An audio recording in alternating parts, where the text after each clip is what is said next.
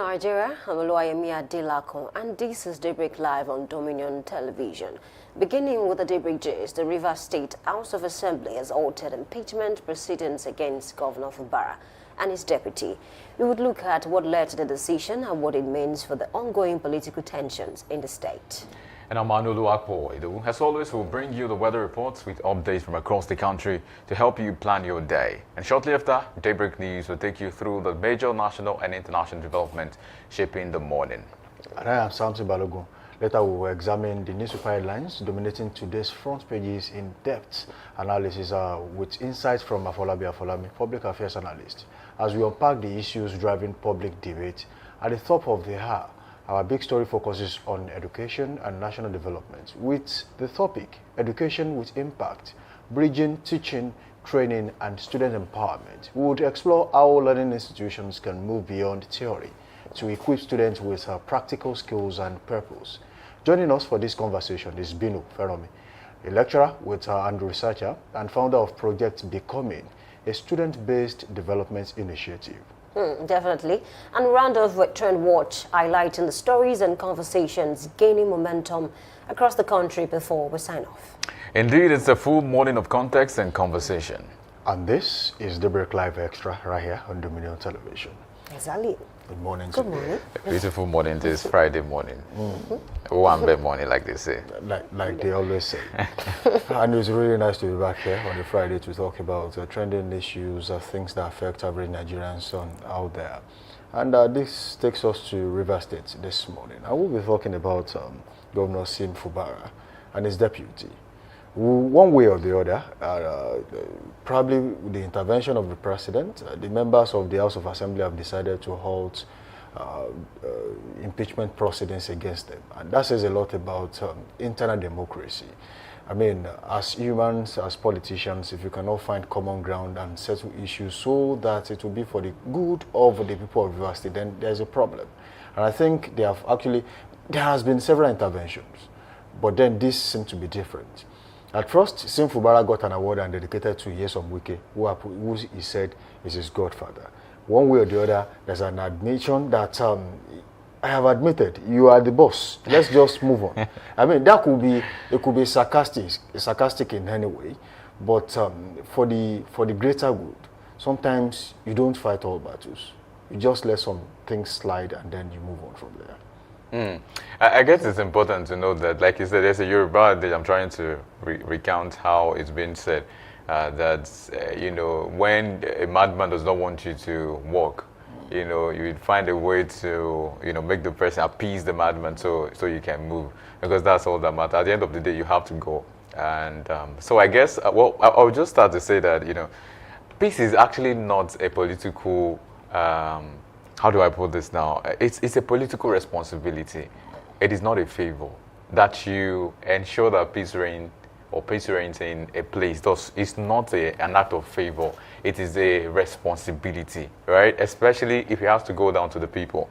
Because at the receiving end of all of this chaos, this quagmire, it's the people of Rivers State. They needed a governance, that they needed stability. They needed to get to know that they have commissioners. They needed to get to know that there's a budget that is going to serve the interest of the people, because eventually it's about the people, right? So if we take it from that end to say this is not, because I saw when if you follow the story carefully, you discover Martin Amarwule and of course was speaking and saying that this is going to happen if he follows with the agreed all of the prayers, according to them, the prayers they have agreed upon, to say this is why and this is what we are going to do going forward. And then there's tension about, okay, so what if it does not comply again? There could be another, because it's a suspension. It's not an outright stoppage of the proceedings. So it's just a suspension. So I want to say, because the way it was sounding, his body language was more like, thank God for the president who intervened. We give respect to the president. That's why we are doing this, which is okay. But at the end of the day, too, I think they need to understand that it is not a favor. It is a political responsibility to ensure that peace reigns in that particular place. So, coming from that angle, I would also say that, I know it's also good for Governor Siminalayi Fubara to do right by the agreed terms, and as of course his deputy, right? That's Professor Ngozi Odu, because now it's like a new wave of ease has come to Rivers State. So everything, the troubled waters, the troubled rivers in the state is now becoming a very cool and tempered water, which is why a lot of people are really happy about all of this. But I wanted to say also that then there's a question. And what is the question? The question is, if we have to say there's gross misconduct today, and tomorrow we say there's no gross misconduct, or we are suspending it because we think there's a solution, then it begs the question, really, was there ever a gross misconduct case? I get that a lot of people already know that this is a political situation, but much more so, it begs the question that can we really trust the legislative or legislature or even the judiciary as well when it comes to serving what is right? Because if anybody, do you forgive crimes? That's the question, really. If it was really gross misconduct, should it be forgiven? Should it not be taken to the court and then let the law have its full course? Should that not be the conversation instead of saying, oh, because president switched in and so, okay, we have to forgive you. Are you forgiving crimes? Because we also always say that if you do the crime, you should do the time. It's just as simple as if there was a gross misconduct, let it be investigated to the end. Let us know if there was that or if there wasn't. Because now, someday, somehow, this is what I'm saying, something will happen subsequently, and another person will be, they'll get to impeach somebody, and then the old people of the state will not believe again that this could be true. They will believe he has a political, how do we put it now, a political hand in it. Because if this has happened and this becomes the narrative, another state might come to say, we want to impeach our governor, and everybody will now say, okay, it's just what they need to do is that the person will just move from the party to the central. And so when you get to the central, the impeachment process will be forgotten, even if it was alleged that it was a gross misconduct case. Whatever the misconduct is, even if it's gross or if it's net, whatever the misconduct, as long as you attain that position of coming to the center or the central stage, like they say, then you can be forgiven, which is why I'm questioning the legislative arm to say, if you put up forward... Was there ever any form of exactly, I think that's my own take on it. Right, I think you're very spot on, because when things like this happen in a state, you begin to question the democratic system of the entire country, because this is the third time that the president will intervene in this matter, and at the end of the day, we'll see pictures online, laughing, smiling, only for us to hear about another impeachment process, maybe in the next 6 months or 1 year. So at the end of the day, Martins and I listened to him carefully the third time that this happened, when they converged for the plenary, especially I think in the early days of January, they converged, and then they started with impeachment process, gross misconduct, and another case that was mentioned is the fact that he was spending some money, without getting consent from the House. And then at the end of the day, Martins also said something. Mr. Martins said something. He said, if we cannot, look for ways to actually, put an end to all of this happening, the governor doing, quite a number of things, maybe we should resign. He was very firm about that. If we cannot put a stop to this, if we cannot ensure that the governor will do the right thing, maybe we should all resign as lawmakers. Only for him to now come out yesterday and say that, okay, because the president has intervened and then we are putting a stop to this impeachment process. Initially, the judge was supposed to set up a 7-man panel, but he did not set that panel. What if he did? And at the end of the day, he was impeached. I don't really get what is going on at this point in time, because it's looking like, since you've been able to follow our terms, then why not? We'll put an end to impeachment process. It's looking like, I don't know what to call it right now, because I want to be very careful with my words. It's really sad that this is happening to us. And then Governor Fubara himself, a few days ago said, the reason why he's weak is because he wants peace to reign. Don't forget that a certain former president of this country also said something similar at the time. That's President Goodluck Jonathan. He said the reason why I consented to defeat is because I want peace to reign. So what is going on between these 3 individuals? Now I'm going to include the president now. The president, Nyesom Wike, and of course Governor Fubara. We just want to be sure that at the end of all of this, before he's done with his first term, we will not hear anything about impeachment again if something goes wrong between them, because it won't make sense anymore.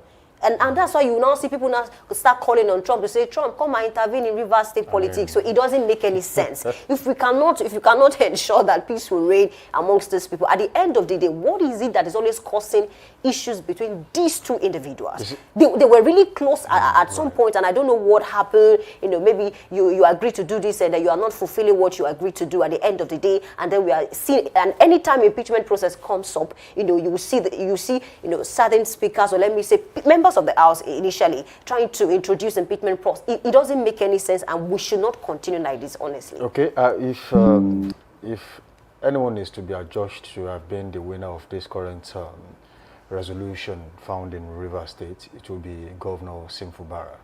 And I will quickly talk about why I said is actually can be considered as the winner in all of this. You see, between 2023 and 2027, whatever happens during that administration, nobody is going to mention Nyesom Wike. They will mention Simfubara. And if, for any reason, politics blindfolds you and you forget governance, then you are in trouble. You are in soup. Because whether you like it or not, monies are being spent. But to what extent and for what purpose? These are things that should be measured. And just like Martins Amewule said, the governor has been spending some monies. And nobody is really, because they are not on the same page, nobody can actually track or check and balance the whole proceedings. So there is a problem, there is a lacuna which needs to be solved. And the House has to be on the same page with the governor, or the governor be on the same page with the House. Regardless, whichever way you want to put it, whoever has to come down from the High House has to do it at this time. Because posterity will eventually judge. When it comes to, between 2003 and 2023 and 2027, it was Simfubara that was there, this happened. So he has to answer for all of that. And also, you mentioned that the president has intervened about 3 times. The president has that responsibility to intervene if there is a crisis in any state. However, what makes this one unique is the fact that one of the places the president got a lot of votes in the last election, 2023, was Rivers State. About 1 million votes or more was gotten from Rivers State. And he has to protect his interest in that state, not in governance, but in politics. So if you are not on the same page, the governor and the godfather and the members of the House of Assembly, they are not on the same page. It affects the president. He's seriously having that headache of what exactly can we do to make sure we placate all of these quagmire in your state. And what he's been able to do is, Nyesom Wike, you have an appointment with the federal government. All you have to do is to make sure that our voters and of course your followers are intact. Simfubara, on the other hand, you are also a sitting governor. And that brings you to the fact that you also have cult followership, whether you like it or not. Even if you were brought from abroad to come and vote, the moment you become governor, there are people who are your lovers already and would want to vote you the next time. So you have about the minimum of 25% of voters in Rivers State. And the president needs all of that. If House divided against itself cannot stand. So he's trying to protect. Yes, that state was a PDP state until Simfubara crossed to the APC.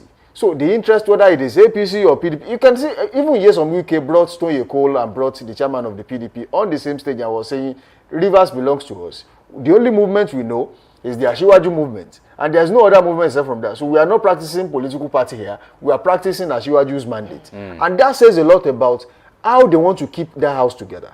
And you can understand why Nyesom Wike is really angry with Simfubara. You see, no matter how bad you might think this is, godfatherism in politics, no matter how bad you might think what Nyesom Wike is doing is, what is important is, see, as a human being, once you tell someone good morning, it has to be confirmed. Yes, it is indeed morning. And once you say good afternoon, it has to be, agreement is agreement, just like Nyesom Wike has said. In a song. If you want to come out and say, look, yes, he's been trying to make me do some things I don't want to do, you must have understood the fact that before you signed that agreement, or you made the verbal confirmations that you were going to do them, you knew that this was going to happen. And you stuck your neck out, you wanted to be governor, regardless of what you also contributed. But you said, yes, I have agreed, I want to be governor, and you were made governor. So, meaning that all agreements you signed, you have to honor them. You cannot come tomorrow and say, look, my name is no longer Samson Balogun, I want to be this. You have written an agreement, and you said, this is what I want to do. do it for the betterment of River State, for the good people of River State.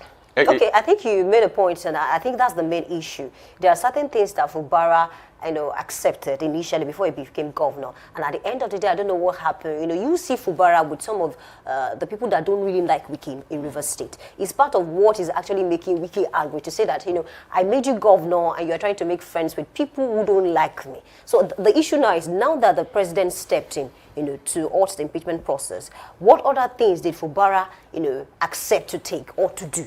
See, if that's another problem, that if he doesn't fulfill all of those things, are we going to see another impeachment process? Just before you go, you see, it is the day would have broken when you are inside. Oh, it's daybreak already. But the moment you get outside, you know that, it's even clearer than what I am saying from inside. So Fubara probably signed an agreement and became governor and realized, what exactly have I gotten myself into? That aside. And two, going forward, you see, when you want to, for example, everyone knows that to buy a material like this, might not be that expensive, okay? But to dry clean on a regular basis, you are definitely going to spend more in dry cleaning than how much you actually got the material in the first place. What I'm trying to say in essence is that when you fail to fulfill an agreement, something bigger is coming. No matter how, I can tell for a fact that he has agreed to something else. Definitely. That is even away from what he agreed to in the first place. He dissolved his commissioners and told them to all go home. Hand over to your permanent secretaries. Because new commissioners are coming, and these are likely going to be loyalists of Iyesom Wike. And he came back to say that Iyesom Wike is our leader. He's our leader. Don't forget about what happened when they were calling each other names. A backing dog, this and that. All of that. One more thing is, he has signed another contract. Exactly. And that might even be worse than what he got in the first place. And one more thing is, just before I hand over to Anu now, when you are excited, you have to be very careful, because you might not be able to process things, very well. Things that you never accept on a normal day when your brain is working perfectly. When you're excited, if you are not careful to take your time to process, you might just make the biggest mistake, really. I think I'll also make mention of one of the interests of the president. We know River State to be one of Nigeria's most economically strategic locations. So you don't want to miss that particular part of the story, especially when you talk about how much the people voted the president the last time. And of course, it's a concern. Everybody's trying to get that vote eventually. That's exactly. But one of the things I'm seeing in all of these conversations is the dilapidated state of politics, or should we say the polity in the country Nigeria. And of course, because understand, if this guy had been in this quagmire for about 2-3 years, then something must have happened to the state. There are certain things that needed to have been done that have not been done.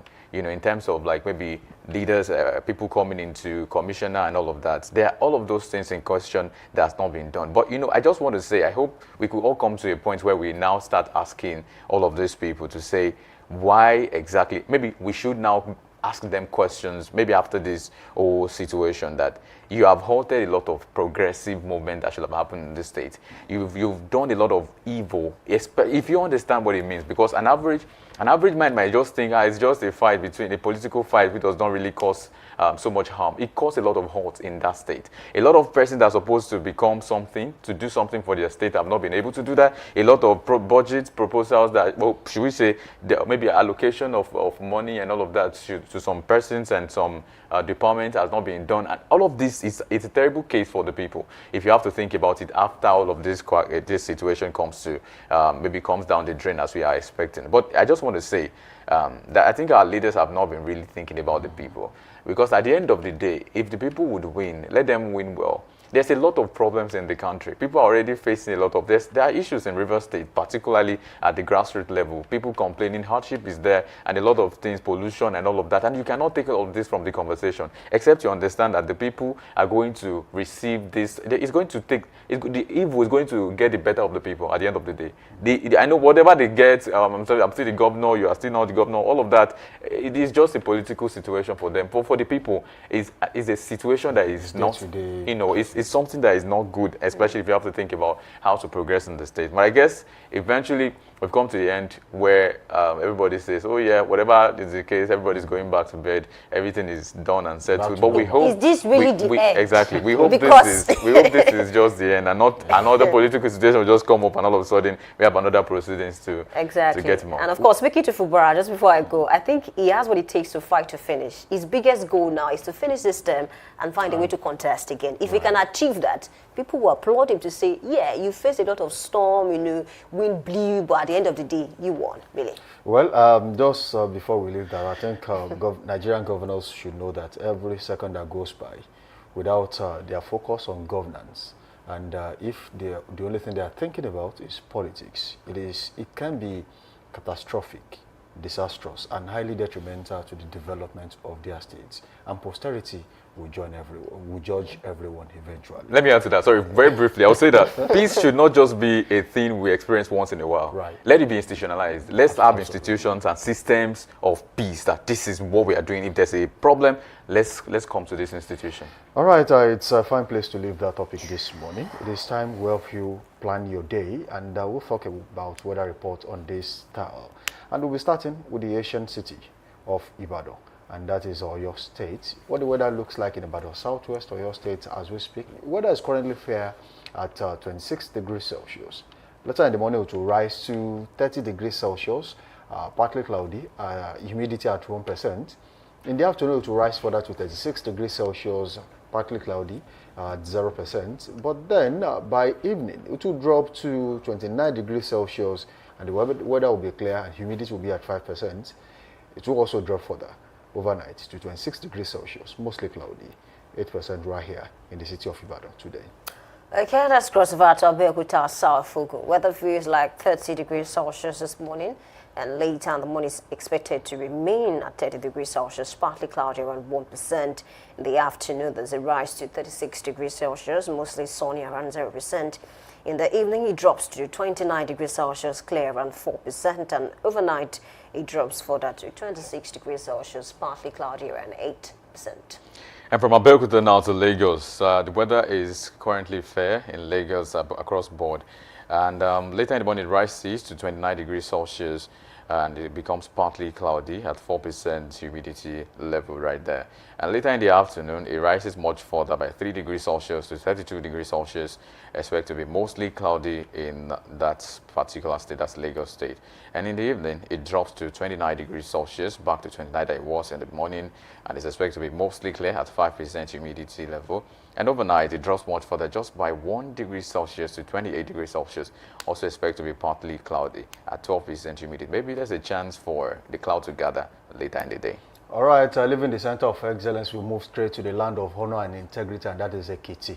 This morning, what the weather looks like in Ekiti, it is just as fair as what we are seeing across Nigeria, and of course it is currently partly cloudy with some weather at 23 degrees Celsius. It rises by 6 degrees Celsius later in the morning to 29 degrees Celsius, while being mostly sunny right there in Ekiti, and humidity is expected to be at 1%. And in the afternoon, it increases to 35 degrees Celsius, partly cloudy, humidity at 2%, while the weather will be clear in the evening, 26 degrees Celsius, and 2% is the humidity. And overnight, it will be cloudy, 23 degrees Celsius, and of course, humidity will be at 10% right there in Ekiti today. From Ekiti, let's take maybe a cab now, a bike, I don't know, to Ilorin, Akora this morning. Weather feels like 24 degrees Celsius, and later in the morning is expected to rise to 30 degrees Celsius, partly cloudy, around 0%. In the afternoon, there's a sharp rise to 37 degrees Celsius, partly cloudy, around 0% as well. In the evening, it drops to 29 degrees Celsius, clear around 0%. And overnight, it drops to 23 degrees Celsius, partly cloudy, around 7%. And from Ilorin, Kwara State now to Osogbo, where the weather is averagely partly cloudy across board. And later in the morning, it rises to 29 degrees Celsius, expected to be mostly sunny at just 1% humidity. So there's no chance of rain, especially in the early hours of the day. Afternoon, it rises very, very high, significantly to 36 degrees Celsius, about 7 degrees Celsius up notch. And of course, it's expected to be partly cloudy to at 0% humidity. And of course, evening, it drops to 27 degrees Celsius, expected to be mostly clear. at 4% humidity. And overnight, it drops much further by 3 degrees Celsius to 24 degrees Celsius, expected to be cloudy at 9% humidity level in the Osun Osogbo, to be precise. All right, from the state of the Living Spring right now to the treasure base of the nation, that is Port Harcourt, River State. Weather as we speak in Port Harcourt currently feels partly cloudy at 22 degrees Celsius. It will rise by 5 degrees Celsius to 27 degrees Celsius, mostly cloudy, and the humidity at 4% later in the morning. And there will be a further rise to 31 degrees Celsius in the afternoon. The weather will remain mostly cloudy and humidity at 6%. It will be mostly clear in the evening, 24 degrees Celsius and humidity at 8%, while overnight, weather will drop to 22 degrees Celsius. Partly cloudy, humidity at 8% right there in Port Harcourt, River State today. Okay, let's take it to FCT Abuja. And of course, weather feels like 24 degrees Celsius this morning. Later is expected to be around 31 degrees Celsius. Mostly sunny, around 0%. In the afternoon, there's a rise to 36 degrees Celsius, sunny around 0% as well. In the evening, it drops to 28 degrees Celsius, clear around 0%. And overnight, 25 degrees Celsius, clear around 0%. I think ABJ is ready for elections, really. And of course, now to the largest state in the country, and that's Niger State, Suleja, particularly, there's haze, so maybe flights will be altered for a while. Because it's not as clear as it should be. Of course, in the morning it starts with 32 degrees Celsius. It's mostly sunny. There's no chance of rain in Suleja today at all, because shortly after that in the afternoon, it rises by 5 degrees Celsius to 37 degrees Celsius. Also expected to be sunny. And then the weather becomes clear, later in the evening at 28 degrees Celsius. That's a whooping and significant drop from 37 to 28 degrees Celsius. And overnight, it drops much further by 3 degrees Celsius. The weather becomes clear at 25 degrees Celsius. There's no chance, like I'm saying repeatedly, of rain, except there's a quick turn of event in the weather. All right, moving on to the center of learning, and that is Kaduna. This morning, weather in Kaduna currently feels like 19 degrees Celsius as we speak. And later in the morning, of course, it is sunny as we speak. It will remain sunny later in the morning at 27 degrees Celsius, and that's a sharp rise by 8 degrees Celsius to 27 degrees Celsius. And humidity will be at 0%. It will further remain sunny in the afternoon in Kaduna, and of course, it will increase to 34 degrees Celsius. Humidity remains 0%.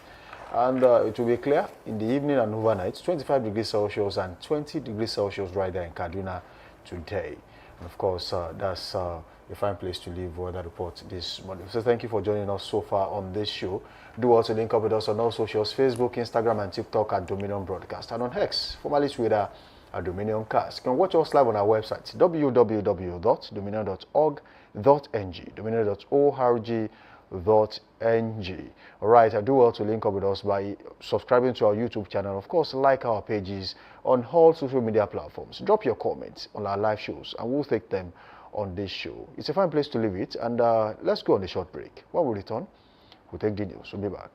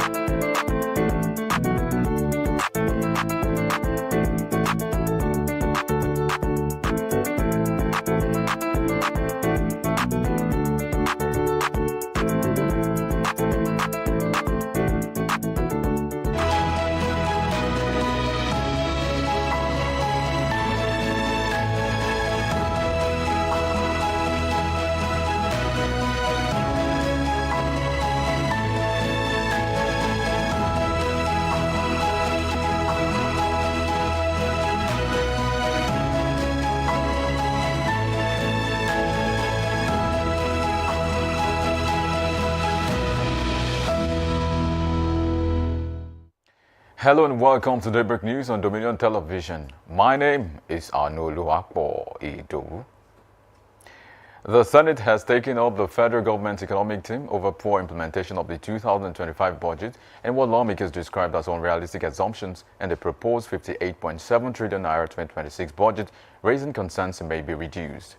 The confrontation took place during the 10th budget defense session before the Senate Committee on Appropriations, where senators complained of widespread non-funding of projects by ministries, departments, and agencies. Lawmakers cited unpaid contractors, inadequate capital releases, a controversial centralized payment system, and Nigeria's rising debt profile as major challenges. Dissatisfied with explanations from the Minister of Finance and Coordinating Minister of the Economy, Wale Edun, the committee sought the clarification from Chairman of the National Revenue Service, Zach Adedeji, who admitted the past budgets were based on faulty assumptions. Committee Chairman Adiola Olamilekon questioned the government's confidence in meeting the proposed 2026 budget target. The Rivers State House of Assembly has suspended impeachment proceedings against Governor Siminalayi Fubara and his deputy, Professor Ngozi Odu. The decision was taken during the Assembly's resumed sitting in Port Harcourt following the adoption of a motion to halt the process. The development comes after the intervention of Bola Tinubu, who recently met with Governor Fubara, the Minister of the Federal Capital Territory, Nyesom Wike, and lawmakers from the state. The move is seen as a major step toward resolving the prolonged political crisis in Rivers State.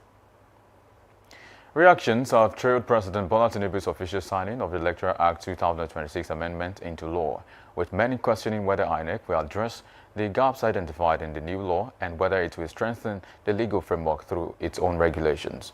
Taiwo Olanrewaju completes the report. President Bola Tinubu has officially signed the Electoral Act 2026 amendment into law, marking a significant step in Nigeria's electoral reform. The amendment introduces the electronic transmission of polling unit results of the INEC results viewing portal IREV, a key demand from civil society organizations and opposition groups. However, the law includes a provision for manual collation in areas with inadequate telecommunications infrastructure.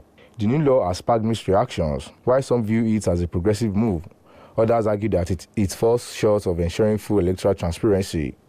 Critics claim that it does not address key concerns, particularly regarding the integrity of the election process. Barrister Niyi Aborishade, a prominent member of the ADC, has expressed concerns that partial electronic transmission could open door to electoral malpractices. There is still room for electoral malpractices. For example, there is none that stop the people, the INEC people, the INEC official, to say, oh, my beaver is not working. I will need to do this manually. By doing it manually, election result can be falsified. I join other well-meaning Nigeria in rejecting the partial transmission of electoral results. Well, that should not deter Nigeria from coming out. What we should do, in case the government refuses to listen to the voice of reason, what we should do is that people should go there en masse. They should wait until voting is counted, and everybody should take copy of the result. In contrast, Yinka Dairo, the secretary of the Accord Party in Oyo State, supports the inclusion of electronic transmission. I can tell you, this development is a very good one, especially this electronic transmission of results.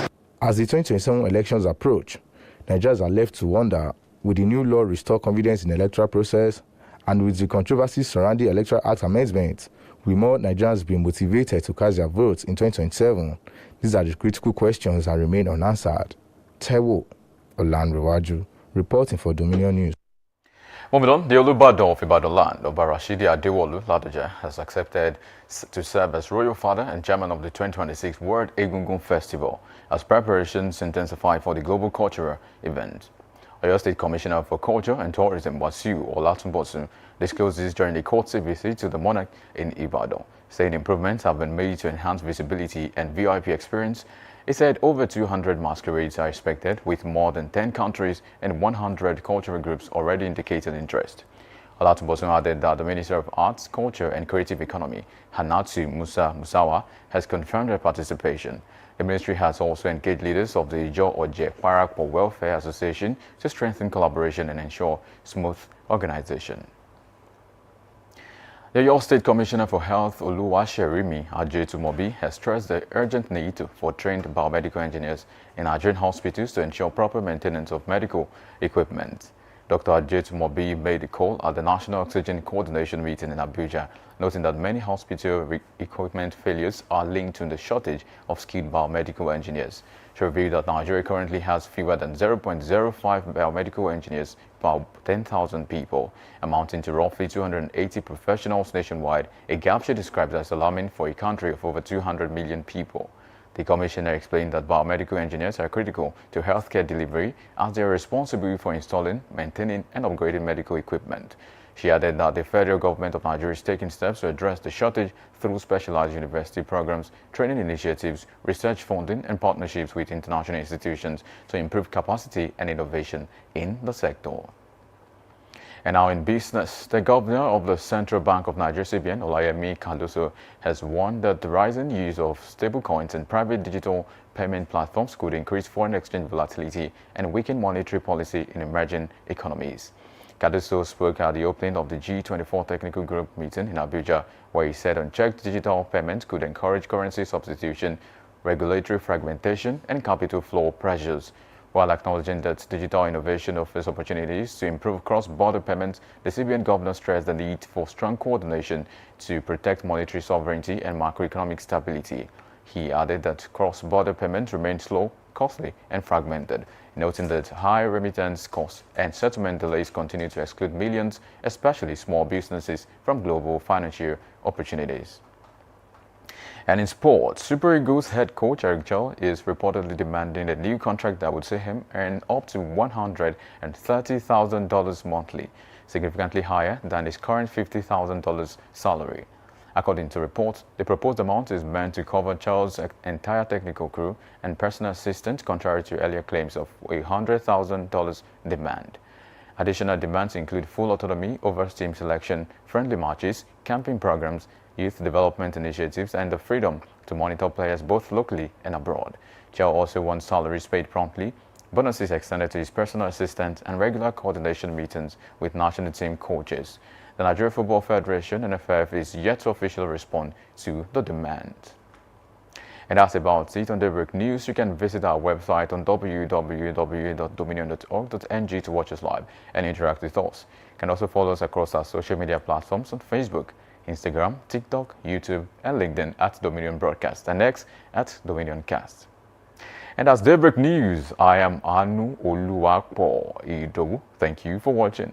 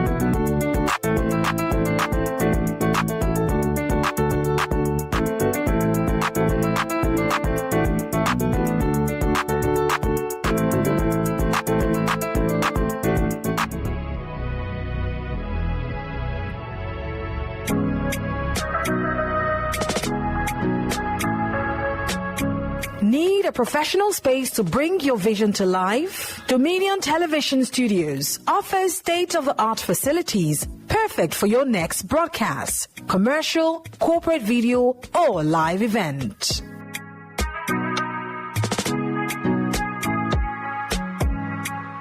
With flexible rental options, cutting-edge equipment, and a supportive team, we provide the perfect environment for high-quality productions.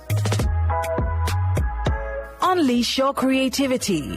For bookings, email us at marketing@dominion.org.ng Call us on 0705 506 1061 or 0916 101 1061. Check us out on Instagram, Facebook, LinkedIn, and TikTok at Dominion Broadcast and on X at Dominion Casts. Book your space today. Dominion Television, your channel of choice.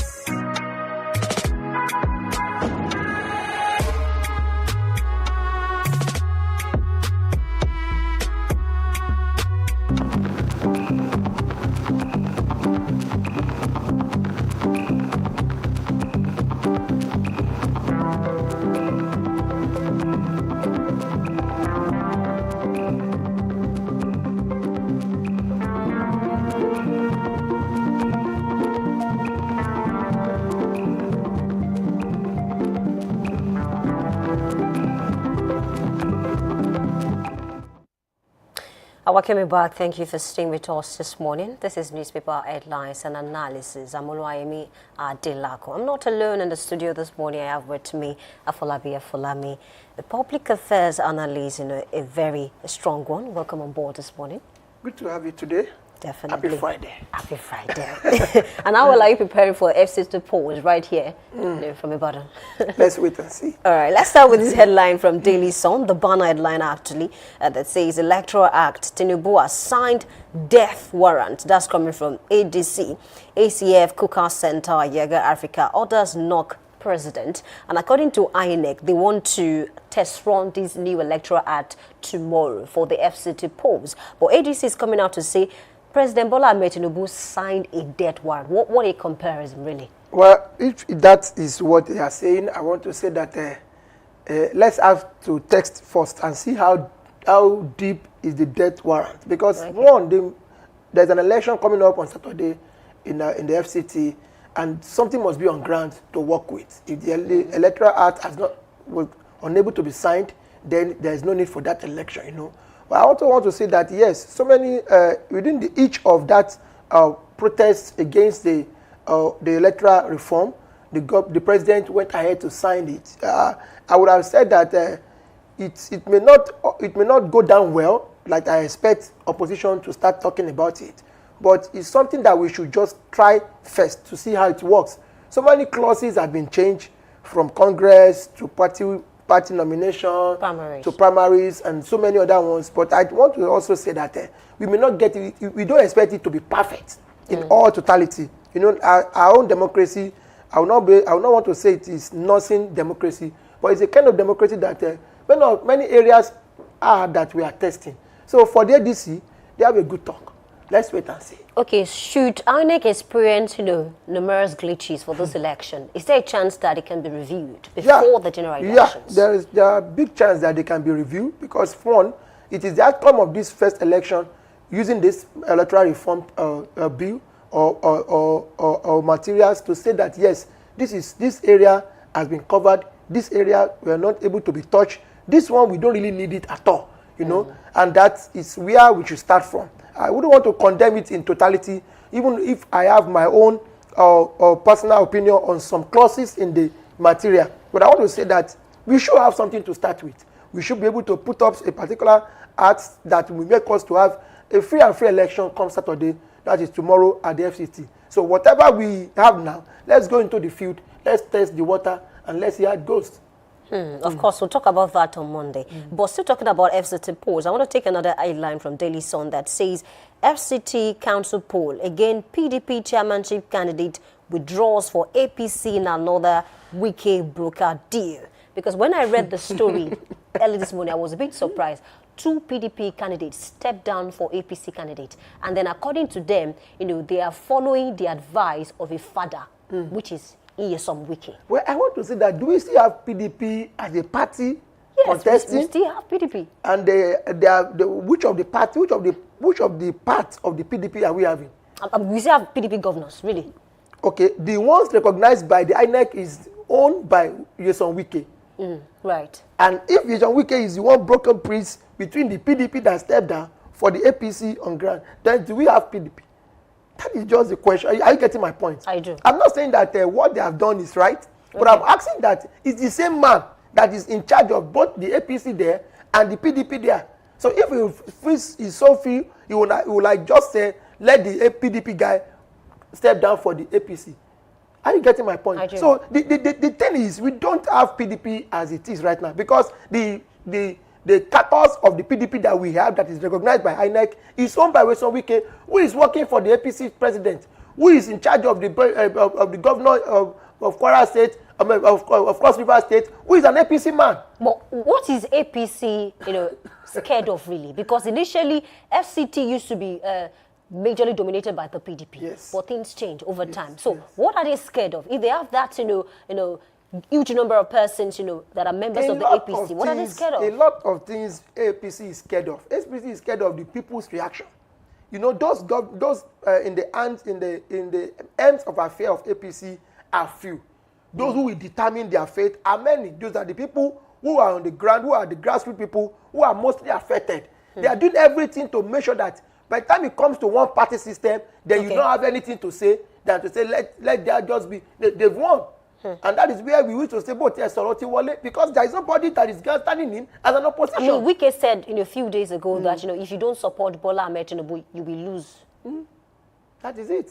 Really? Yes, he's talking. Because he owns the two parties. He owns the APC in his own state. He owns the PDP in the national level. He's in charge of the PDP and the federal capital. He's also having his boys working at almost most of the PDP-owned states, grassroots. But should people be coerced to step down for another candidate? Because one of the chieftain mentioned that, whatever it is that Wike did, to those persons, it was more of a threat than a negotiation. Yes, it might be a threat, like more a threat like a negotiation. But these guys have no faith. They have no fault here.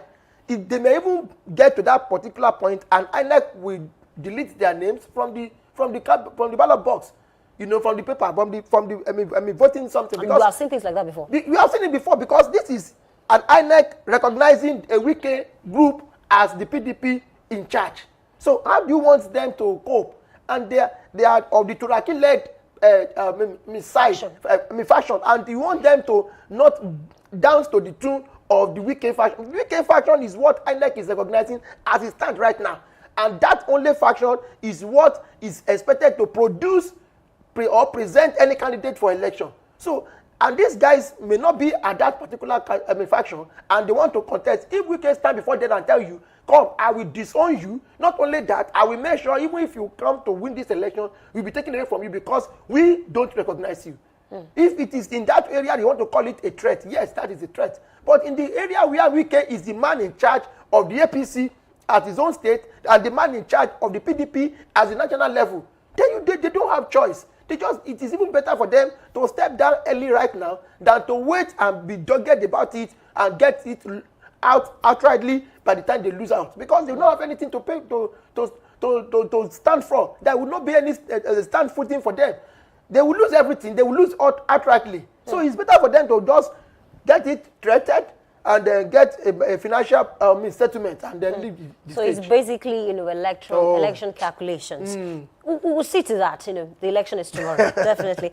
Let's cross to Daily Trust and let's talk about this headline that says ICPC raids El-Rufai's Abuja residence. That was yesterday. According to a special advisor, I came out to say that, this is not the right thing to do. He's in your custody. Why should you raid his home without his consent and things like that? Really, where are we going, really, with this whole El-Rufai's case? We are in the era of witch hunting, political witch hunting, where the sitting, it's not new to us. That is where we call for check in everything we do. Okay. And ask that we be mindful of what we do so that it will not go down in the history and repeat itself. Okay. This is not the first time we have seen this this action. It has happened even in the era of late Muhammadu Buhari, where some political office holders were being taken into custody, not even without any due diligence in the area of investigation, in the area of seeking their permission to go and raid their house. So if this is happening now to the present one that is being happening to, then they also have passed such kind of rule or such kind of pain to some people in the past during the time they were in government. El-Rufai should wait for more. El-Rufai should expect more. Malami passed through a lot of it when he was during the last year election. I mean, almost closing to the last year when his entire family were taken to Kuje and he spent the night there. Even passed to he has his own crossover night in Kuje. So, but the truth of the matter is that we should be mindful of how we use our power as a Democrat, as in a democratic setting, and want to believe that we have the power, because we will soon leave this stage, and whatever we are doing right now, maybe that will be recorded, and some people will want to make use of that again, to repeat such, because, when we are in school, we read a particular textbook they called government, and it was a material package for those people who have done one thing or the other in the past. The way they rule, the Mafasi Constitution, the literacy Constitution, it was because some people have practiced it, the flaws about it, the betterment about it, are those things that we read that taught us that this actually is what we're talking about when we talk about governance and talk about democracy. We know about those people who have practiced democracy, those who are practicing autocracy, those who are practicing, even in the military era, we have seen it all in that textbook. I want to believe these people are not writing a new textbook for the next coming generation that will divert their attention, that will lead them astray, that will bring in something that we never expect into our governance. Okay, so a lot of people argue that he's witch hunting, even the likes of Atiku. But what about the things that Rufai is saying or has said on national TV, especially this Dadiata's case? There's an headline that's talking about that the case has been reopened,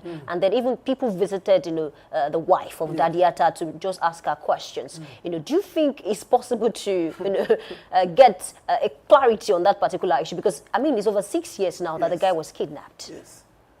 You see, Nasir El-Rufai has not only stepped on toes, he has also vomited so many canker, raw. I don't want to say it here because I felt pity for him. And at the same time, I'm not his fan, because he too has his own questions to answer. Okay. You see, El-Rufai was not mindful of his statements while on air, while on public domain. He felt he has the power. He felt he's still in charge, and he has forgotten that this is the same way some people felt when they were in government and they treated them the other way around. And he felt that whichever, he was even saying that he has more reason now to see that Bola Ahmed Tinubu never comes back 2027. Yes, it may be on the political statement, but it has more to it. So I want to say that El-Rufai should be expecting more. Okay. Good luck to El-Rufai with the ICPC, really. Let's cross over to leadership fight and talk about sport for a short moment. I have a headline that says, we are not aware of Super Eagles coach $130,000 monthly salary demand. That's coming from NFF. I think there was an headline I read about a few weeks ago that, he celebrated, especially with what he did at the last game that was played. It was celebrated. So other persons are trying to poach him. So what do you make of this salary now? When I read about that guy, I was asking myself if he actually consulted very well before coming on the public domain to make such kind of demand. And I also want to say that maybe he felt that I don't know those behind him. I don't want to, but the truth of the matter is that if NFF is saying that they are not aware, yes, they are not aware, but everybody saw this man on public TV. And he was asking that the allowance be extended to his PAs, He was asking for a 24 hours power supply. And he was asking for a kind of money that, when I start counting, I ask myself, what if we pay all this? Will you be able to justify, for all that will be given? How much are we going to be confident that, yes, our sports will be bringing out a new bat? We'll be seeing we'll not be going to matches with our eyes open, We'll be afraid of going to matches. We'll be like, are we going to win this match? I want to believe this will not be the end of all that will be given to you if actually this is approved. Okay. If actually this is approved. But, at the tail end of the news, I see that NFF keep moods and yet to respond. And when they want to respond, they are saying that they are not in the aware. So the man should go back to his drawing board, like he will always go when they want to start the match, and see to what has made as request and think again. Do you think Nigeria can afford, the team can afford his resignation now with what he did? I mean, the last time. Because some persons are saying, oh, this is what we want, this is the man that can do. They are even comparing to say that if we had him in the last one, maybe we would have done better. That is Nigerians for you. That is Nigerians. If Nigeria will not, is it until NFF come out to tell us that they cannot provide for all that he has requested for? I don't see that. I don't see any reason why they don't have it. They have it if they really want to do it. You know, he also said that he wants to have a program where he can go for grassroots campaign for sport, and he has analyzed all that, including the cost of all this and how much he wants to spend when he do. I think it's a good one, but because the salary is high. You want to say, but you don't. You don't really want to spend it. It's really high. The salary is high, and the truth of the matter is that we don't have the NFF that we can trust. That is the problem. The salary may not be high, but we don't have the people in the aims of affairs that we can trust. By the time they sign it into law, what are other demands that these people that sign it into law will be asking for? Are we sure that they will be given his free chance to operate? You know, he mentioned that he should be given a freedom to go outside there, pick his team, and then determine his own list, not being interfered by one person or the other. So the salary is not high. How are we sure he won't demand for more moving forward? when the currency is appreciating, I don't think it will demand for more. I want to believe the NFF will make a good decision with I hope so. I'm also praying so. On this one. Okay, we'll get to know whether he's going to stay or not. A big thanks to you, Afolabi. Thank you very much for having me. Public Affairs Analyst, for joining this conversation. Always a delight to have you on board. I'm always happy to be here. Definitely. And then to the audience, a big thanks to you as well. We need to take a short break, and when we come back, we move on to the big story. Please stay with us. My name is Loyemi Adelako.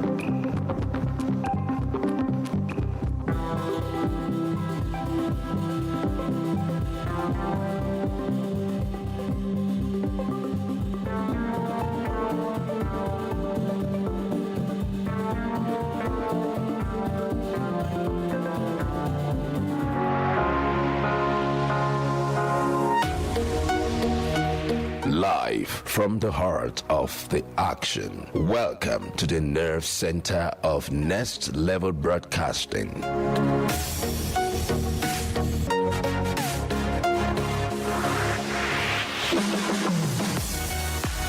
This is the OB van, where the studio meets the street. Equipped with cutting-edge cameras, crystal clear audio, real-time switching, and broadcast control, we don't just capture moments, we deliver the experience live.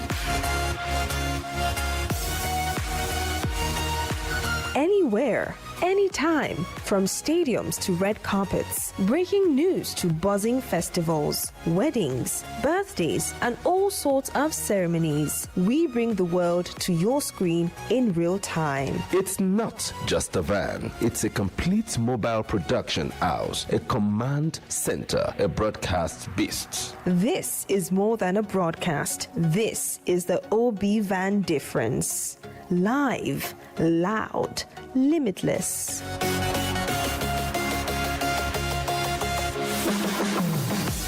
Ready to go live? Like never before. Book the OB van today and take your event to the world. One powerful broadcast at a time. To book, call 0705 506 1061 or 0916 101 1061. Email marketing@dominion.org.ng or visit our socials on Instagram @Dominion Broadcast. Dominion Broadcast, your channel of choice.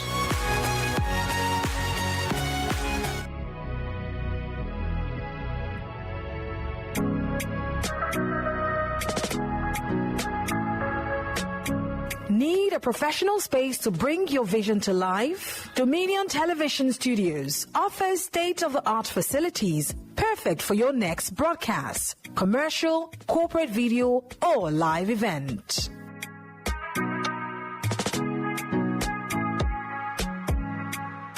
With flexible rental options, cutting-edge equipment, and a supportive team, we provide the perfect environment for high-quality productions.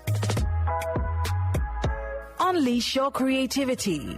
For bookings, email us at marketing@dominion.org.ng. Call us on 0705 506 1061 or 0916 101 1061. Check us out on Instagram, Facebook, LinkedIn, and TikTok at Dominion Broadcast and on X at Dominion Casts.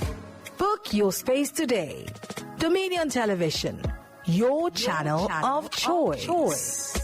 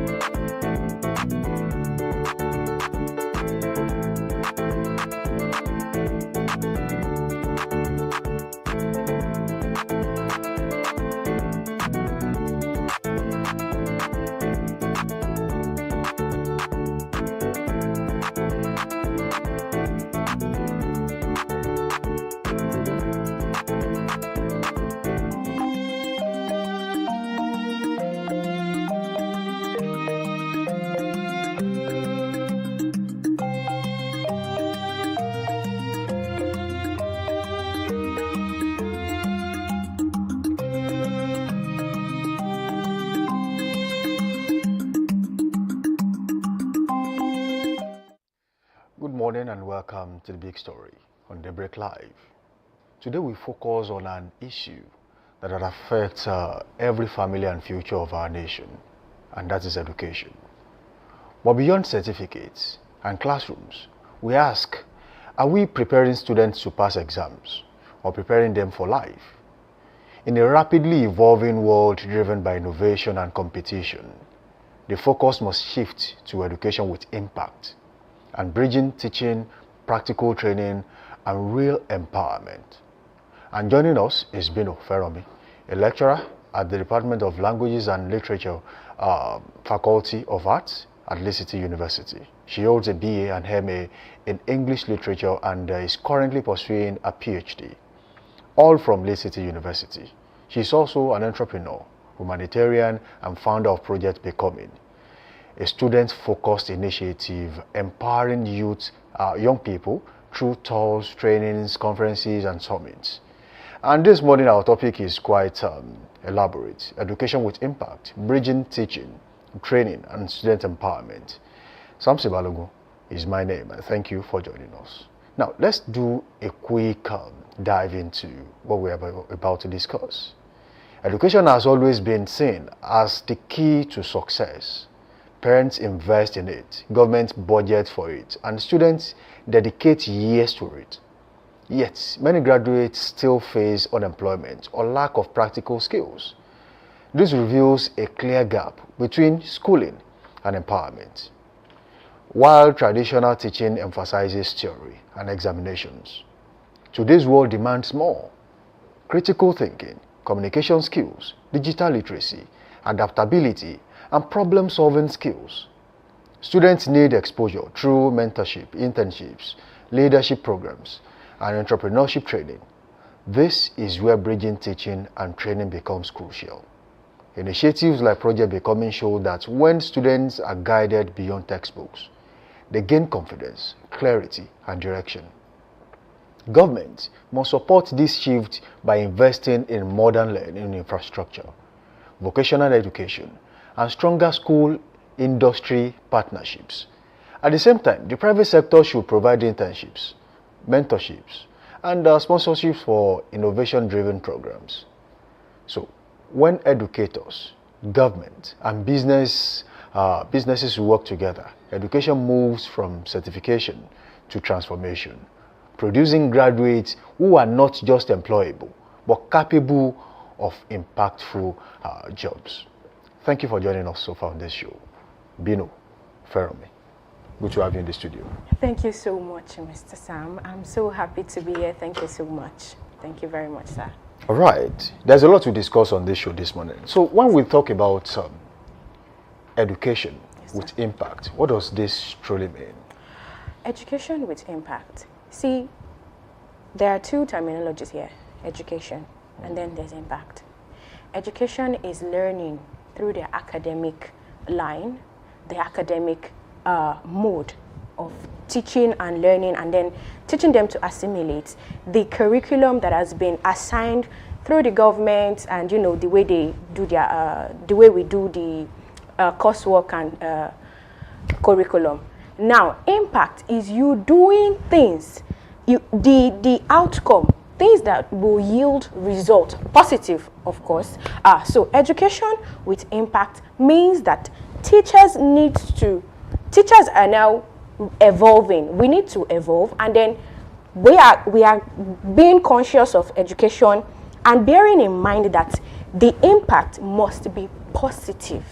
And that is why we are not only focused on teaching them in classrooms, we are also lending a voice to empowerment trainings and conferences and summits to students so that they can be a better version of themselves.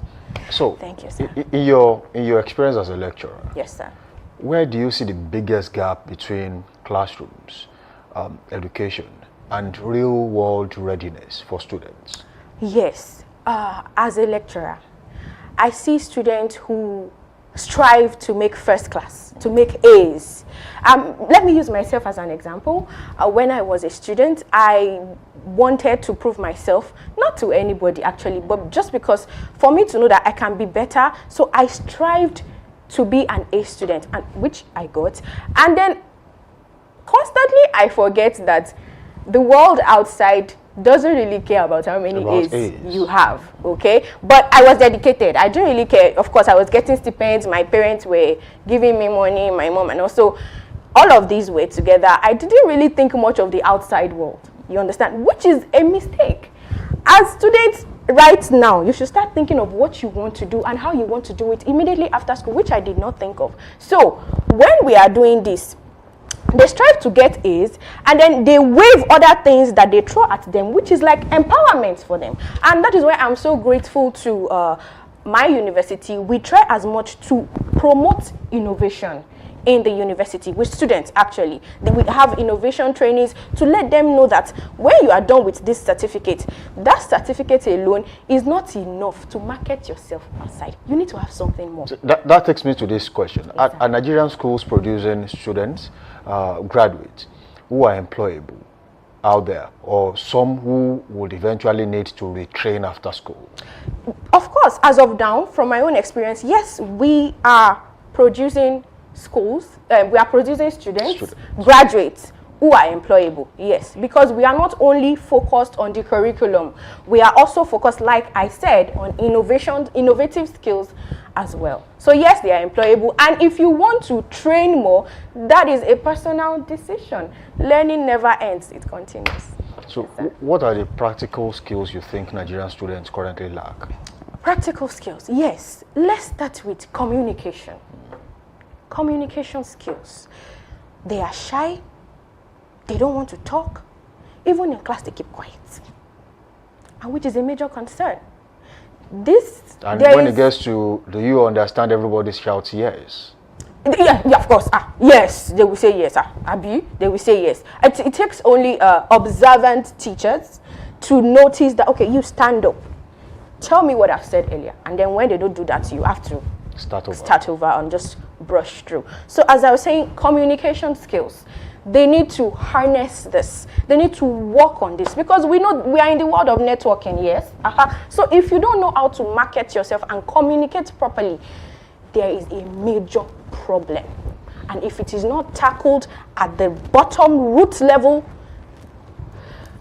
God help us. And that is why Project Becoming, we go to secondary schools, because we want to tackle this problem from the, not really the grassroots, but somehow we are going to those that are in the process of production. They are not yet produced. So we feel that we can make a change from that point till they get to the next stage, and hopefully and surely they become the best version of themselves. We'll come to Project Becoming. Okay, sir. But then I want to ask you this question. How can lecturers intentionally integrate practical exposure into what we see as academic courses, traditional academic courses like literature, English, and so on? Oh, wow, there are so many ways they can do that. Let me start from the traditional one we know. Number one, class presentations. Class presentations are the way we lecturers corner the students. There's no way you can run. You must talk. There's no how. You stand in front of the class and you say something. That's one. Now, two, there are other ways as well. Aside from presentation, personally, let me use my course as an example. I took a particular course last year, last semester, and I made it practical. What did I do? It had to do with English and the Yoruba language. So what did I do? I said, let's have a presentation where everybody comes in the Yoruba attire, because it has to do with orature. So we gave them Ijala, Ekun, Yawo, and all those stuff. So they have to represent it. So the people doing Ijala, they know that hunters wear. They have to get that one. The people doing Ifa, they know that white is their color, and they know it is Ruwa and Buba and all this stuff. So, you know, there is a way we can make it fun, and they will enjoy it, and thereby we're also equipping them with the skills that they need in the future. Because there was a time, those students, they said, they must not miss it. They don't want to miss it. It's not like they are coming there to come and play, because they were lecturers, seasoned lecturers there to grade them on what they were doing. But still, they were not scared. In fact, they were very, very interested in what they want to do, and it was a lot of fun. So I think, yes, there are other ways at which we can make this practicalized. They can also make trainings, they can make seminars, they can invite people to come and assess these students, and just help them, show them the way that there is more to academics than just reading. So, some have made some bold claims about making sure and putting it probably enshrined in the Nigerian Constitution or the academic byline that vocational skills should be made compulsory in Nigerian universities. Are you of the same school of thought? Yes, sir. Yes, sir. Including it should adequate be. internships. It should be. As a matter of fact, I don't know if I can say, but I'm going to speak from my own point of view. Because where I work, we have it. In fact, there is a course for it. I don't know there's a course, GST something. There's a course for it where you get to choose, do you want adire? Do you want fashion designing? Are you going into photography? We have it. It's a course on its own, and you have to pass it. So once they teach you that will just serve as an introduction for you to know that, okay, I think I like this. So if you now want to continue, like get further knowledge on that particular field, then you go into it by yourself. It wouldn't be a course anymore. It would now be you falling in love with that vocational training, and then you want to learn more. So yes, it is beautiful. In fact, it's the best. Yes, sir. So how important is mentorship in all of this to help students get direction? Sorry, sir? How important is mentorship in all of this? Sir, it is very important, mentorship, because it serves as a guide. Oftentimes, adolescents, they fall off the road, they fall off the rail. And it's everywhere, everybody gets distracted. But then when you have a mentor and you are going on a lane, when you are about to derail or you actually derail, the person will be there to tell you, oh, sorry, go back, my dear. You have to be on the rail. So it's like a guide. You need to have a guide, because this life, you cannot do it alone. And that is why mentoring has to do with someone that has been there, knows what is to come, and can tell you for a fact that this is the right thing to do. You don't just pick anybody as your mentor. You have to study that person, look at the person carefully. Does the goal of that person align with your goal?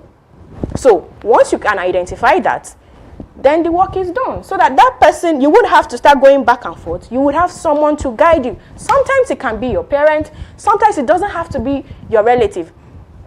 Just get a mentor. Not that the person will direct every aspect of your life, but then the important parts, at least, they will be there to guide. So what role does emotional intelligence play in student empowerment?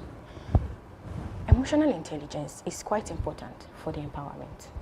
One, this empowerment we're talking about is to help them become a better version of themselves, to become better citizens. Strengthen them. And strengthen them, right? Yes, sir. So, emotional intelligence will take you places that that academic intelligence cannot. You can be brilliant and still lack emotional intelligence. Being intelligent emotionally teaches you to regulate your emotions and feelings. You know when to talk, when to keep quiet, how to talk, how to listen. Emotional intelligence will help you. I see some students, they just get mad, they fight. It's okay to dish out how you feel respectfully, even though you are mad or angry. I don't like what you did. It's okay, no problem, it's fine. That's okay. That doesn't mean it is actually fine. But because for peace to reign and because you know who you are, you just regulate your emotions and that's it. So emotional intelligence is very important in the empowerment because even when you learn the vocational skills, you are going to need it for your customers. Is that not it? We are going to talk more about emotional intelligence. Yes, but then before we do that, let's go on a quick break. Yes, and when we return, the big story continues. And this is Daybreak Live on Dominion Television.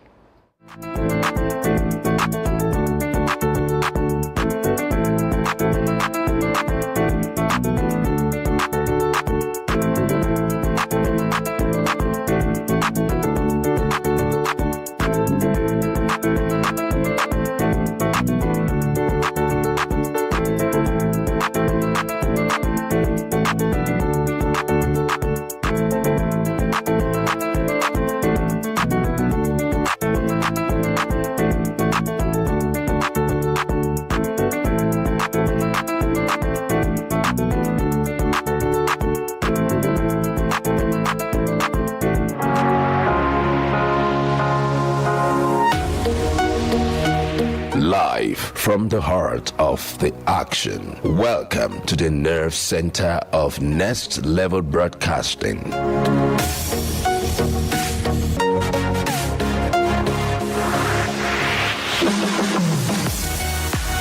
This is the OB van, where the studio meets the street. Equipped with cutting-edge cameras, crystal clear audio, real-time switching, and broadcast control, we don't just capture moments, we deliver the experience live. Anywhere, anytime, from stadiums to red carpets, breaking news to buzzing festivals, weddings, birthdays, and all sorts of ceremonies. We bring the world to your screen in real time. It's not just a van, it's a complete mobile production house, a command center, a broadcast beast. This is more than a broadcast. This is the OB van difference. Live, loud, limitless.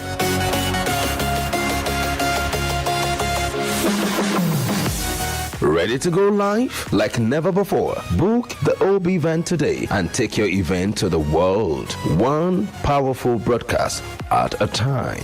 To book, call 0705 506 1061 or 0916 101 1061.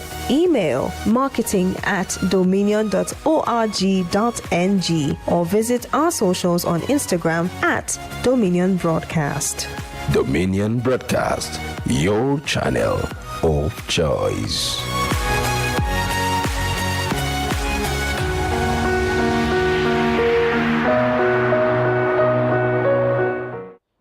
Welcome back from that short break. The show is still Daybreak Live right here on Dominion Television, and this is the big story. As here with me in the studio, Bino Feromi, and she's a lecturer at the City University, Ibadan. And we're talking about emotional intelligence. You were saying something about emotional intelligence the other time. Yes, sir. I said that emotional intelligence, even after you get your vocational training and you learn a skill, you still need that emotional intelligence to deal with people who will patronize you? Is that not it? So imagine you have not regularized your emotions from the beginning when they were trying to mentor or train you. How would you now navigate that world? So emotional intelligence is very, very, very important. All right. Now, when we talk about the education sector in Nigeria, how much, some say students are at a disadvantage one way or the other because of government investment in education. And how bad is it? And how can the government also assist, especially assist every sector of education, including private sector too? I would say the government, they are doing well. They are doing what they can, and we are proud of them. But they can do better, just like you said. The private sector is, they are also doing their best with this, and we only need them with the empowerment part of it. Adolescents need to be empowered. The older people, the senior citizens, they've lived their life. We upcoming, we are trying our best. But then you see these ones that are still being baked in the oven. We think these people need big support from the government, from individuals, from the society, and from their immediate environment too. Because all these things constitute to the makeup of a human being, you understand? The way they view life, the way they see things is a makeup. Everything they contribute, it overlaps. The government, the society, everything, it overlaps on each other. So these people need support so that they can be, I reiterate again, a better version of themselves, thereby becoming great and good citizens to the nation.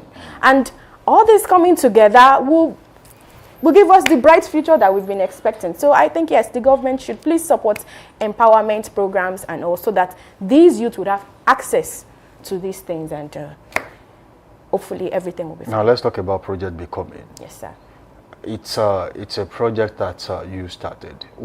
How did you birth Project Becoming, and what was the inspiration behind it?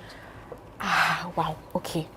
So growing up, yes, I used to be really, really timid. Speak of low self-esteem. Please, I'm number one. I just spoke about those students that don't talk in class. Discount me to be amongst them. So I used to be like that. But one thing was certain. If I read, I will pass. If I don't read, I will not pass. So when I gained admission, I decided to join the passing team instead of going to the other side. I got serious. So now, I still had that timidity in me. When my mates were talking, I always keep quiet. I have something to say, and then when they ask me, are you not going to say something? No, I'm fine. I keep quiet. And I feel this is a major hindrance today. And so I have decided that I wanted to own something. I wanted to do something to tackle this. And then I had this big initiative, and then I spoke to someone about it, and they said, oh, wow, it's a very good idea, and which will bring me to mentoring. Sometimes all you need is a push. All you need is someone to compliment you. All you need is someone to affirm what you're thinking so as for you to take the next step. Right. So when that person said, oh my God, it's a beautiful idea. Oh my God, you need to do it. She's a colleague of mine. And I was like, okay, all right, thank you very much. And then, yes, immediately I launched into action and started planning. And then here we are today. Project Becoming is an initiative based for students. It is targeted and centered on students, primarily secondary school students. Why? Because they are in that stage of, let me call it adolescence, which entails confusion. You can call it confusion stage. They still do not know where they belong yet. They are still in the process of finding themselves here. You understand? Yes, there is social media pressure, there is this, there, that, but they are still in the process. I believe they can be shaped. I believe it is time they have the adult conversation, if I can say that. Right. Adult conversation, because they will understand what I'm saying. That you need confidence, you need identity, you need to know who you are. The world out there is unfiltered. You need to filter yourself, because there is a saying that says you cannot change the world, but you can change yourself. Is that not it? So if you want to change the world, you need to change yourself first, and then the rest will figure out itself. So that was our Project Becoming was born, and that is why we are here. We have a lot of things that we do, but firstly we'll be going with our school tour, which is, we have started School Tour 2026. We are going to schools to talk to students and mentor them, lecture them on things that are very peculiar to their lives, and to help them uncover their potential and let them know that this life that we live should be purpose-driven and should not be lived in a lackluster way. Yes, sir. So, at what stage should students begin intentional self-discovery? You mentioned that in secondary schools, but then if there's no mentorship, how can one, as a student, as a young student, actually chart a path towards success? Yes, sir. Let me start with at what stage. At any stage that you are watching this, please start discovering yourself. Then secondly, you said something about how one without a mentor can actually chart a path. Yes. Is there a chance that you look around and then you don't find someone that fits into what you think you want to be? Okay, sir. So first of all, Project Becoming is here for you, so there's no reason for you not to have a mentor. Now let me tackle this. Parent factor and educator factor. I would not want to paint anything in the wrong way because teachers are a blessing. They are amazing. They are the reason we are here. They are the reason I am here. So teachers are the best. And our parents, God has blessed them. But then we need to know that they also play a huge role in this thing that we are talking about. You want your child to uncover their potential and you are not paying attention. Teachers are here to help students build themselves.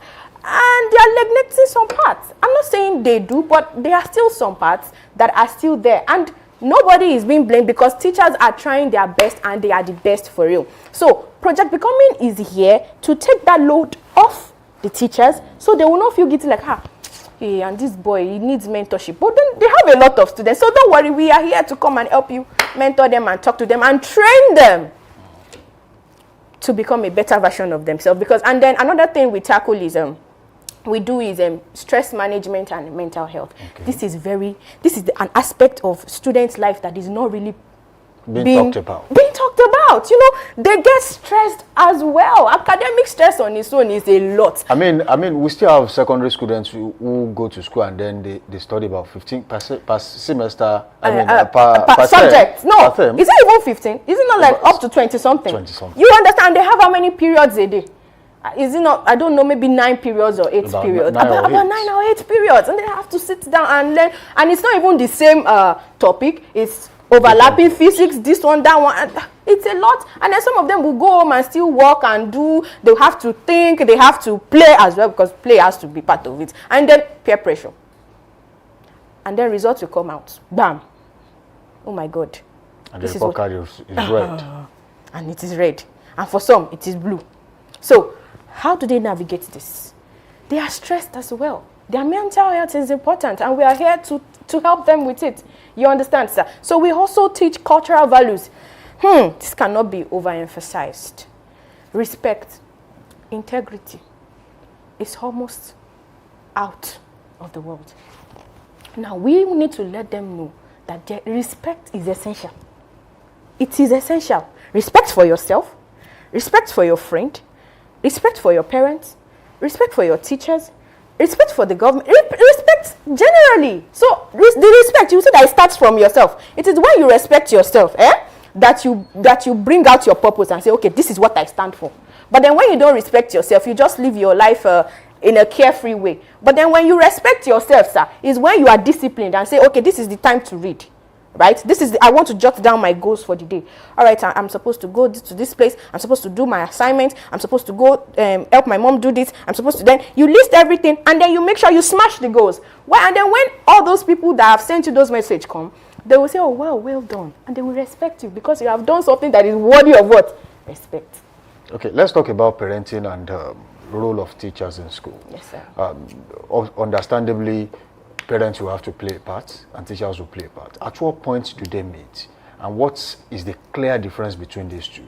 Okay, teachers and parents, right? So parents, let's say family is the what? Minutest part of a society, right, but yet the most important part. Because they say what? Charity begins at home. At home. So the family is small, Abi, but it is very, very, very, is key to this conversation. So parents play their roles. They take care of the children. They feed the children. They clothe them. Abi. They clothe. They feed. They train them teach them the core, they provide shelter, and they teach them the core values of the society, even before they even get to school. You know, they have to go to kindergarten and here, so they already know some things at home. So now they are now moving to the next stage. It is there that the teacher will move to A, B, C, Abi. Is that not, they'll move to A for apple, B to So the teachers already have their clear goals, which is academics. Yes, they cannot stick only to academics, because as a teacher, as a lecturer myself, I know that mentorship is still part of the deal, even though I'm supposed to be an academic. But then you cannot leave a student wanting. This student needs help. Of course, you have to talk to the student. Right. These students, they have issues. Of course, you have to come in and settle this. So it's not part of the bargain. It's not on the, but we have to do it. So how do they meet? They meet through the child. For example, the parents are teaching one thing. The student gets to school, they are teaching the other. Now the student is in between. Should I follow what my parents have said, or should I follow? Which one do you think the child will follow? The parents, obviously. The parents, because they are the closest. It is only a few that will say, okay, let me side with the school. But that is why identity is here. Truth is, you don't have to side with either. You don't have to side with either. You create your own identity when you know that this is who I am. This is how I want to do it. And then please note that it must be in accordance with responsibility, because you owe the society a decent and sane environment. You should not make yourself an hindrance to another person's discovery. So you owe the society decency. You owe us responsibility. You owe us integrity. So as long as you know that it is within these pillars, you are allowed to choose whoever you want. Because James Marshall also said that identity foreclosure is you just taking on the identity the society has given to you. You don't bother to check, oh, does this align with me? Different. Is this how I want to be? Okay, let me just tell you a quick story. Initially, when I wanted to gain admission, I wanted to do performing arts. Okay. And I remember my mom was like, over my dead body. I don't know why, but I said I wanted to do. She said, no. Wait, let's go home and think about it very well. And then we went home, and she said, I was adamant, but then she said something. She said, if you don't do performing arts, is there no other course that aligns with what you want to do, that you like? What about mass communication? I said I don't like it. It's television. I will have to see. I want to free my body. I want to say, okay, all right. But you like speaking English? I said yes. You like reading? I said yes. She said, okay, oh yeah, let's go. Then we went to the admissions office, and then I saw English and literary studies. I've never seen that before. I didn't know that there was a course like that. And I was like, okay, I'll go for this. I'm not going to mass. And since you're not going to let me go to performing arts, I'm not going to your mass com. I chose English and literary studies. So like I was saying, you don't have to side with anyone. You just need to know who you are. And now look at me here today. I have chosen that path, and I'm totally in love with my area of totally honed that space. Yes, my area of specialization. So as I was saying, the parents and the teachers, they meet through the students. And then when there is an erosion, when they clash, something will happen. Because if the parents are saying something, just like I said, and then the values are not aligning, God help us. Now it depends on the student to pick where to Exactly, and that's why mental health comes in. Some of them are battling with a lot. It doesn't even have to do with social pressure. It could be family issues. You'll be surprised when you talk to them and hear what they have to say. So that's why we are here to help them. You will always have someone to talk to with us at Project Becoming. Okay, very quickly, what transformations have you seen in the students who have actually gone through your trainings, your tours, your seminars, and so many other things? Okay, sir. Yes, sir. The initiative is currently at an infant stage. But so far, so good. We've had reviews of students who told us that they have learned one or two things and they have implemented it. And hopefully, of course, it will work for them, because we are very sure that it will work. So it is too early, if I may say, to say that they have undergone our mentorship and this is the review. Okay. But so far, when we go to schools, we get, what did you learn?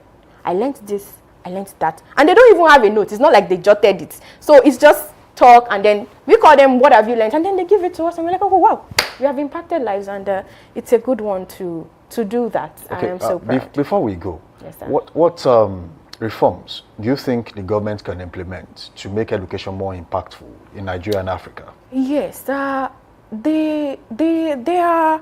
are trying, government are trying, private-owned organizations are trying, NGOs are trying. So the only thing what I think they can do is to support us, support NGOs, because government already have their hands full. So NGOs that are trying to fill in this void, the only thing we need is support. So if the government can put in a reform that is standby there to help those that have the initiatives to step up and do things like this for the society, it will be very, very good for us, because it's so that we'll know that we have the support of the government. Okay, just before we go, is there any event you have coming up shortly? Yes, but not currently. Not right now, but later in the year. How often do you do your school tours? Yes, at least 4 schools in a month. Okay. We go to at least 4 schools in a month. We go there, give them our invite. We have an official invite. We talk to them because the time is kind of flexible. We may propose 12. They will say, oh, no, 8 and all. But most times it's always 8 a.m. in the morning, immediately after their assembly, so we can come in and do our thing. So we do that so at least 4 times in a month. It could be more than that, and we have been really trying to distribute this, and this is absolutely free. It is totally free. Nobody will collect money from you. We are coming to talk to you for free. Currently it's still self-funded by me, because we are still looking for sponsors, and hopefully we'll find someone to one day help us. That's someone that would think in our direction and help us align the goals with their own goals as well. So Project Becoming is like I said, in the infant stage, and it is fast growing. Look at us, we are here. Right. So we are really grateful to. How do they reach you? Through social media? Yes, I prefer the Gmail. Okay. Our Gmail is projectbecoming20@gmail.com, and our IG handle is projectbecoming6 on Instagram. Thank you. And my name is Bino Ferrome, also known as That Cute Lecturer on TikTok. All right, thank you for joining us on the show this morning. Yes, sir. It has been an eye-opening session with you. I will do want to bring you back some other time to talk more extensively on education. Anytime. Thank you for joining us. Yes, sir. Now, as we conclude today's big story, one message is clear. Education must move from memorization to mastery, and from graduation to genuine employment and empowerment. Bridging teaching, training, and student development is essential to raising confident leaders and innovators. Thanks to Bino Ferrome of Lee City University for sharing a vision for impactful education. Samson Balogun is my name, and this has been The Big Story on Daybreak Live. Of course, today is Daybreak Live Extra. Stay informed, stay empowered. Good morning to you. Up next is Trend Watch.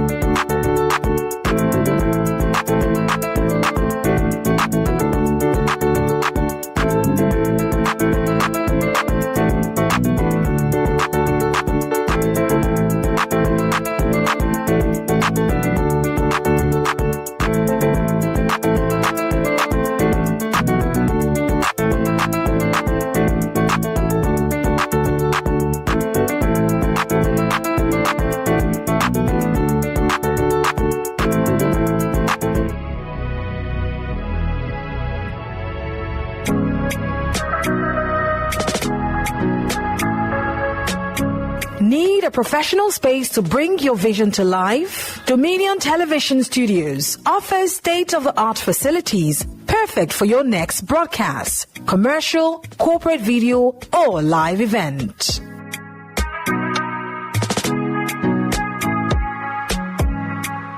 With flexible rental options, cutting-edge equipment, and a supportive team, we provide the perfect environment for high-quality productions. Unleash your creativity.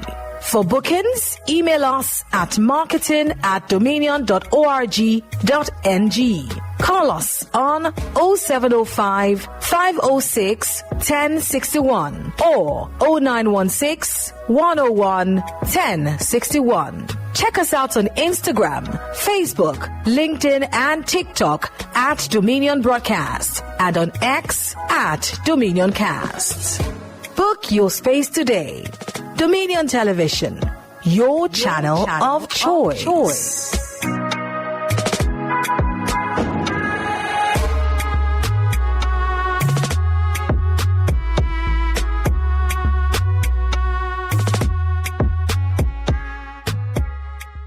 Alright, welcome back from that short break. The show is still Daybreak Live Extra right here on Dominion Television, your channel of choice. Do well to link up with us on all social media platforms, Facebook, Instagram, and TikTok at Dominion Broadcast, and on X, formerly Twitter, at Dominion Cast. And you can also watch us live on our website at www.dominion.org.ng, dominion.org.ng. Subscribe to our YouTube channel, and of course, follow and like us on Facebook too and other social media platforms. Drop your comment there. We'll take them before the show runs out. All right, that was a fantastic conversation with Bino Feromi, a lecturer at the City University of Ibadan. But away from there, let's talk about Malam Nasir El-Rufai. Of course, this is Stride Watch anyway. In case I did not introduce, this is Stride Watch. It's something trending, and it's something we should put on, the front burner this morning. Some would ask why, but there are a lot of things that are attached to this. Some are even expecting what the investigation would look like eventually, considering many allegations against Nasir El-Rufai and a lot more. But just operatives of the Independent Corrupt Practices and Other Related Offences Commission, that's ICPC, raided his Abuja residence and, Nasir El-Rufai, deepening the anti-corruption probe surrounding the embattled politician. So also, the late-night operation targeted El-Rufai's residence on Aso Drive in Abuja shortly after he was taken into custody by the ICPC following his earlier arrest and bailed by Economic and Financial Crimes Commission. I think I said it the first time we saw this story, that as soon as he leaves the EFCC's, case, he's going to get another invite. I even thought it was going to be DSS, by the way. I think it's ICPC according to this revelation. DSS is coming. Okay, maybe that's another trend of, maybe there's a train after this and then it comes down. It's possible. A trend of arrests. So all of the allegations leveled against him now, I think I was listening to Baba Ahmed recently. Baba Ahmed was saying that Nasir El-Rufai is one person that is difficult to advise. Maybe saying that he doesn't believe that he takes advice. So recently there was that claim that what would happen to his son, they were asking questions he was going to defect. And he said, I will not defect until my father says so. He was telling, Nasir El-Rufai's son, he was saying, very, very intelligent. I like that guy personally. I don't know because I've listened to him. He's vocal on the floor. Very vocal and very smart, you can tell. So he was saying that you would not defect until his father says that or says otherwise. And I was listening and I feel like, okay, because at some point there were claims that it was also in tandem with the Kaduna State Governor who is actually opposing his father, in a sense. So to now say he's still playing loyalty to his father, playing loyalty to the incumbent governor of Kaduna State at the moment. And it seems like you can tell that the guy is sound. I've seen on a lot of occasions where he's attempted to, make clarifications over some issues, and then you can see sense in him trying to see all of that. But the issue about this, about Nasir El-Rufai, in fact, some persons have said, it's like this administration is helping him because he's going to be the next Tinubu come maybe in the future years to come in the country. So there's been that claim that whatever they are doing, they're helping him. But anyway, from that now, I would say that the allegations leveled against him should really be checked, especially the one that he said that he knows someone who tapped into the security system of maybe the communication system of Nuribadu, the NSA, the National Security Advisor, and all of that. So that should be something they should put on the front burner, as well as maybe if there's any other claims as well about not just corruption in that sense, but maybe terrorism, because there's been that claims. So remember when he was when he was in the house, when he was being grilled, and then it was said not so. So all of that is in the mix. Very quickly, I think Yemi wanted to. Yes, I want to say something. So if there's anything I know about El-Rufai, is the fact that he knows how to rile up his opponent. He knows what to say to set tongues wagging.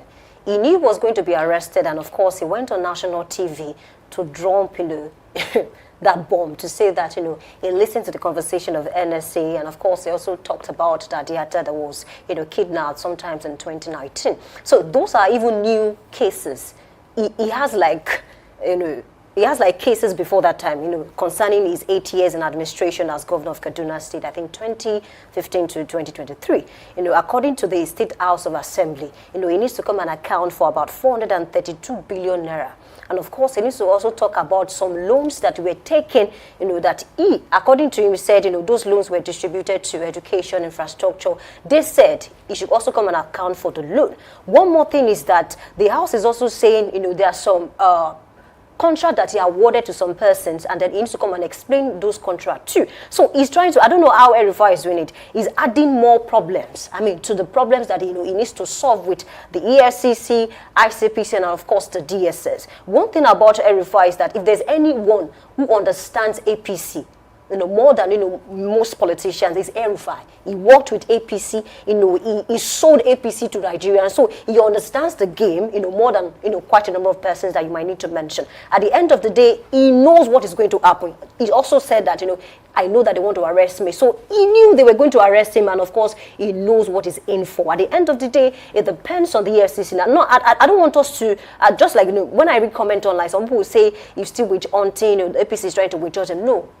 At some point, we need to separate, you know, deliberate witch hunt from actually trying to get, you know, the truth when it comes to politicians who have served in the past. He had immunities out of office, so of course they need to come and speak. So good luck to, I just want to believe that the security operatives will be on this matter and do proper investigation. Well, I think this is not the first time El-Rufai is having an issue with the FCC. In 2010, after he self-imposed exile, when he came back, he was grilled by the FCC, and El-Rufai was invited and questioned by the EFCC shortly after his arrival. He was released on administrative bail the same day and later acquitted of the alleged abuse of office and corruption charges connected with that period. That was then. Probably there are more evidences that sprung up. Probably someone who pulled an envelope that time returned the envelope one way or the other. Someone is saying, look, you've got cases, and of course you've got responses to give to some of these allegations leveled against you. However, I want to believe that, you know, sometimes these things do happen. Sometimes the understanding of what the law says might really be a problem. And for me, I think El-Rufai, in the last 6 months, did too much. I mean, he said too much. He wasn't diplomatic about how he was going to say things, especially when he said someone tapped the conversation of the NSA and you listen to it. That for me is one of the most implicating things you can say on national TV. I mean, for me, it amounts to treason, because complicit to treason. Yes. Of course, and he understands. If there's anyone that should know better, it's Malam Nasir El-Rufai. However, I want to believe that you know, for one reason or the other, people will not see this as politics. They should see this as the government trying to make sure that this does not repeat itself. Let's put politics aside. Is ADC, Tinubu, who is the president of the Federal Republic of Nigeria, is APC, but then there should be an understanding that aside from politics, way beyond politics, national security takes center stage, and that is what is being addressed at this time. It's a convenient place to leave this topic this morning because our time is fast spent. We say thank you for joining us on today's edition of Daybreak Live Extra, and of course for joining us all through the week. Do well to join us again on Monday. Same station, same host, and of course definitely same time, 7 a.m. to 9 a.m. every morning, Mondays through Fridays. And of course, as I always say, keep being good out there, keep being safe. When you say something, and governance is not just about the politicians, it's about you too. When you say something, just like I said, you say something. Samson Balogun is my name. Until next week, bye for now. All right, my name is Oluwayemi Adelakun, and of course, just like you mentioned, well, to join us next week. Bye for now. And my name is Anolo Akpoedo. Thank you for staying tuned. Of course, join us on every of our broadcasts on Dominion Television. And bye for now.